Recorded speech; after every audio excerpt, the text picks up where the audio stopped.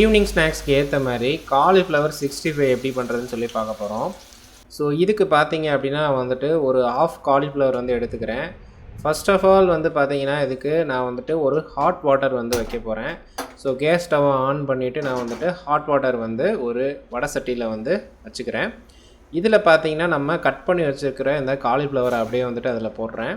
So இப்போ வந்து அடுப்பை ஆஃப் பண்ணிவிட்டு ஒரு 2 மினிட்ஸ் வந்து அந்த ஹாட் வாட்டர்லேயே வந்து காலிஃப்ளவர் இருக்கிற மாதிரி பார்த்துக்கிறேன். ஸோ எதுக்காகனா இதில் வந்துட்டு சின்ன சின்ன புழுக்கள் அந்த மாதிரியான டஸ்ட்டு அதெல்லாம் இருக்க வாய்ப்பு இருக்குது. ஸோ அதெல்லாம் ரிமூவ் ஆயிரும். நெக்ஸ்ட்டு வாட்டர்லாம் ட்ரை பண்ணிவிட்டு நம்ம வந்துட்டு இதில் சிக்கன் பொடி வந்து ஆட் பண்ணுறோம். சிக்கன் பொடி பார்த்திங்கன்னா நவீன் பிராண்டு தான் யூஸ் பண்ணுறேன். ஸோ ஆல்ரெடி நான் வந்து சொல்லியிருந்தேன்.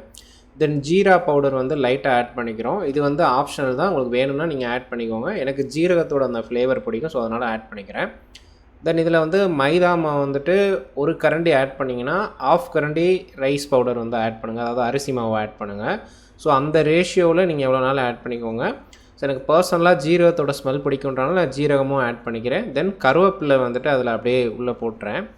ஸோ இதில் வந்துட்டு லைட்டாக வந்து தண்ணி தெளித்து, அதாவது தண்ணி விட்டுக்கோங்க, அதை அப்படியே பரட்டுங்க.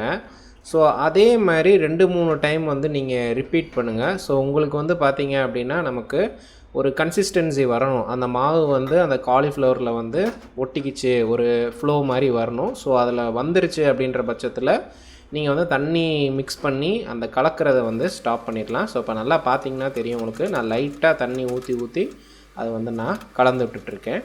ஸோ இப்போ பார்த்தீங்கன்னா நமக்கு தேவையான அந்த கன்சிஸ்டன்சி வந்துருச்சு, அதாவது லைட்டாக அப்படி ஒட்டின மாதிரியான ஒரு கன்சிஸ்டன்சி. தென் வந்து பார்த்திங்கன்னா அதே வடை சட்டியை வச்சுக்கிறேன். இதில் வந்து பார்த்திங்கன்னா ஆயில் வந்து ஆட் பண்ணிக்கிறேன்.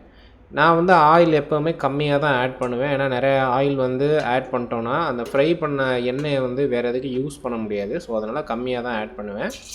ஸோ ஆயில் வந்து லைட்டாக ஹீட் ஆகணும். நல்லா ஹீட் ஆனதுக்கப்புறம் நம்மளுடைய ஒரே ஒரு காலிஃப்ளவர் போட்டு டெஸ்ட் பண்ணுறேன். இப்போ பபுள்ஸ் நல்லா வருது. ஸோ அதனால் மற்ற காலிஃப்ளவர்ஸையும் நம்ம வந்து இதில் ஆட் பண்ணிக்கலாம். ஸோ பார்த்திங்கன்னா 1 by 1 வந்துட்டு இதில் எல்லா காலிஃப்ளவர்ஸையும் நான் வந்து ஆட் பண்ணுறேன். 2 பேட்சாக வந்து போட போகிறேன். ஏன்னா என்கிட்ட நிறைய காலிஃப்ளவர் இருக்கிறதுனால 2 பேட்சாக வந்து போட போகிறேன். ஏன்னா எண்ணெய் கம்மியாக இருக்குது. எண்ணெய் நீங்கள் நிறையா ஊற்றுனீங்க அப்படின்னா ஒரே டைமில் நீங்கள் போட்டு மொத்தமாக வந்து எடுத்துடலாம். பட் நம்ம வந்து எண்ணெய் கம்மியாக இருக்கிறதுனால நம்ம வந்து 2 பேட்சாக வந்து போடுறோம். ஸோ இப்போ பார்த்தீங்க அப்படின்னா இதை வந்து லைட்டாக அப்படியே குக்காக வந்துட்டு நம்ம பரட்டி விடணும். ஸோ எடுத்த உடனே பரட்டிடாதீங்க, லைட்டாக அப்படி பண்ணி பாருங்கள். இந்த சைடில் ஒட்டி இருக்குது அப்படின்னா அதை விட்டுருங்க. லைக் வந்து குக் ஆகட்டும். குக் ஆனதுக்கப்புறம் நீங்கள் லைட்டாக அப்படியே மிக்ஸ் பண்ணுங்கள். ஸோ இப்போ பார்த்தீங்கன்னா உங்களுக்கு தெரியும் நல்லா மிக்ஸ் ஆகிடுச்சு. ஸோ இந்த மாதிரி பரட்டி விட்டுட்டே இருங்க. ஸோ கொஞ்சம் நேரம் குக் ஆனதுக்கப்புறம் பரட்டுங்க. உடனே பரட்டிங்க அப்படின்னா அந்த மாவு வந்து தனியாக வந்துடும், காலிஃப்ளவர் வந்து தனியாக போயிடும். ஸோ அந்த இஷ்யூஸ் வந்து வரும். ஸோ பார்த்திங்கன்னா நல்லா வந்து நான் பரட்டி விட்றேன். ஸோ காலிஃப்ளவர் வந்து நல்லா குக் ஆகிறதுக்கு, நல்லா குக்கானால் தான் உங்களால் வந்துட்டு சாப்பிட முடியும். இல்லைன்னா உங்களுக்கு இந்த செரிமான பிரச்சனை வந்து ஏற்படுறதுக்கு வாய்ப்பு இருக்குது. ஸோ இந்த மாதிரி நல்லா வந்துட்டு ஃப்ரை பண்ணுறேன். இப்போ வந்து பார்த்திங்கன்னா எனக்கு அந்த கருவேப்பிலை ஸ்மெல்லு வந்து பயங்கரமாக இருக்குது. ஸோ அந்த கருவேப்பிலை ஸ்மெல்லும் அந்த காலிஃப்ளவர் ஸ்மெல்லும் சேர்ந்து அந்த ஃப்ரை ஆகும்போது ஒரு சூப்பர்பான ஸ்மெல்லு வந்து எனக்கு இப்போது வந்துட்டுருக்கு. ஸோ இதே மாதிரி நம்ம வந்து குக் பண்ணுவோம். குக் பண்ணிவிட்டு கடைசியாக நமக்கு தேவையான அந்த கிறிஸ்பினஸ் வந்து வரும். ஒரு ஸ்டேஜில் வந்து பார்த்திங்கன்னா காலிஃப்ளவர் அந்த மொறுன்னு நம்ம கரண்டியில் வந்து அதை பெரட்டும் போதே நமக்கு வந்துட்டு ஒரு மொறு அப்படின்ற மாதிரியான ஒரு அந்த பதம் வரும். ஸோ அந்த ஸ்டேஜில் வந்துட்டு நம்ம என்ன பண்ணலான்னா மொத்தமாக வந்து அந்த காலிஃப்ளவர் எடுத்துடலாம். ஸோ என்கிட்ட பார்த்திங்கன்னா ஒரு கரண்டி ஒன்று இருக்குது, ஒரு பெரிய அந்த வலைக்கரண்டி மாதிரி. ஸோ இந்த கரண்டியில் வந்து நான் அப்படியே எல்லாத்தையும் போட்டுறேன். ஸோ எண்ணெய் வந்து அதில் ஈஸியாக வந்து ட்ரை ஆகி வந்துடும். கரண்டியில் பண்ணுறேன் அப்படின்ற பட்சத்தில் எனக்கு வந்து எண்ணெய் வந்து அதில் அதிகமாக வந்துட்டு இருக்கும் காலிஃப்ளவர் சாப்பிடும்போது. ஸோ ஓவராக ஆயிலியாக இருக்கும். அதை அவாய்ட் பண்ணுறதுக்காக நான் இந்த கரண்டி வந்து யூஸ் பண்ணுறேன். ஸோ இதன் மூலியமாக நம்ம வந்துட்டு இந்த எண்ணெயெல்லாம் வந்து நம்ம ஈஸியாக வந்து வடிகட்டிடலாம். இப்போ பார்த்திங்கனாலே தெரியும் எவ்வளோ எண்ணெய் வந்துட்டு கீழே போகுது அப்படின்னு சொல்லிட்டு.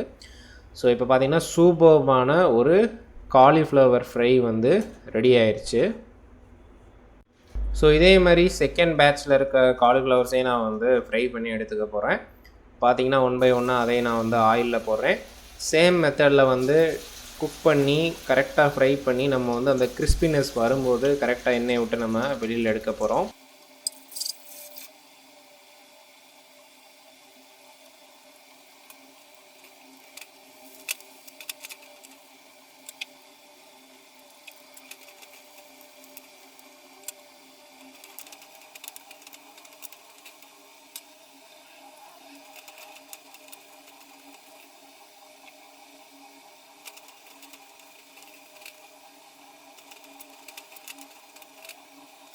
ஸோ இப்போ பார்த்தீங்கன்னா நம்மளுடைய இந்த செகண்ட் பேட்ச் வந்து ரெடி ஆயிருச்சு. ஒரு சூப்பர்பான கிறிஸ்பியான ஒரு காலிஃப்ளவர் 65 வந்து ரெடி ஆயிருச்சு.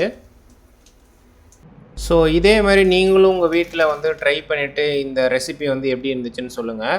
ஸோ இங்கே வந்து பார்த்தீங்க அப்படின்னா நான் வந்துட்டு ஈவினிங் டைமில் இதை வந்து ஆனியன் வந்து கட் பண்ணி வச்சுட்டு ஸோ ஆனியனும் இதையும் சேர்த்து சாப்பிட்டேன். ஸோ ரொம்ப சூப்பராக இருந்துச்சு. இந்த வீடியோ பிடிச்சிருந்துச்சு அப்படின்னா லைக் பண்ணுங்கள், சப்ஸ்கிரைப்